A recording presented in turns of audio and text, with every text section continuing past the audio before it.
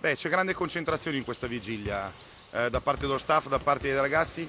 Dovremmo essere molto bravi, a ripetere la stessa gara, le stesse due gare che abbiamo fatto al Palaverde lontano da Treviso e soprattutto deve avere grande compattezza. L'ultimo metro si percorre in terra di Sicilia. Per i tifosi può e deve essere l'ultimo metro, quello che separa Treviso dal paradiso.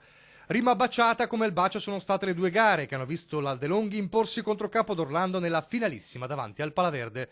Stavolta però ci si sposta armi e bagagli nel covo degli avversari, poco disposti a veder sfumare la promozione, soprattutto davanti ai loro supporters. Ma la sensazione di potenza espressa dai ragazzi di coach Menetti sembra inscalfibile. A poche ore dal match la ricetta è sempre una. La grande forza del gruppo di reagire ai momenti di difficoltà e per il resto giocare 40 minuti veramente con grandissima intensità. Treviso ha un passo da quella Serie A1 che non vede dal 2011, quando era ancora targata Benetton. Poi la nascita del Consorzio Universo Treviso Basket, quel miracolo societario e sportivo che in 8 anni ha riportato il capoluogo della marca laddove deve stare. Supporters partiti per Capodorlando, ma c'è una città intera in attesa. E stasera alle 20:45 a San Tommaso, maxi schermo per seguire la gara. Si aspetta il pienone, si spera nella festa, incrociando le dita fino al fischio finale.